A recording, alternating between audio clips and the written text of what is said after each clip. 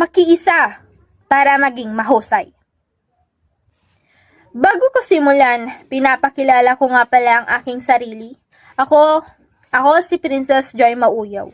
Pilit tumatayo, ngunit hindi ko alam kung saan ako humuhugot ng lakas. May kumpiyansa naman ako sa sarili, ngunit hindi ito sapat. Bakit nga ba ako nakatayo ngayon sa inyong mga harap? Para nga ba ipakita ang kagalingan ko o para mapalakas ang kalooban ko? Oo, mahina ako.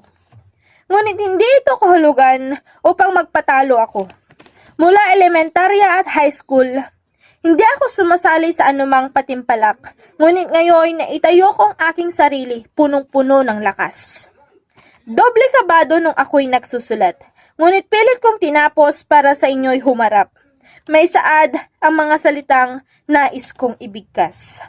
Hindi ako magaling magpayo. Ngunit kailangan natin tulungan ang ating mga sarili para tayo'y umangat sa anumang patimpalak.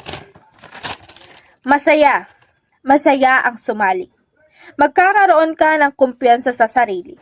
Maging malakas, matibay, samahan na rin ng panalangin sa buong may kapal. Bawat isa ay may kagalingan. Bawat isa ay may karunungan. Hasain natin ito para maging mahusay. Huwag magpatalo sa mga tukso o pagkatalo. Maging magaling sa anumang estado. Huwag maging masama ang loob mo kung ikaw ay natalo. Ipakita ang galing. Makiisa sa anumang gawain.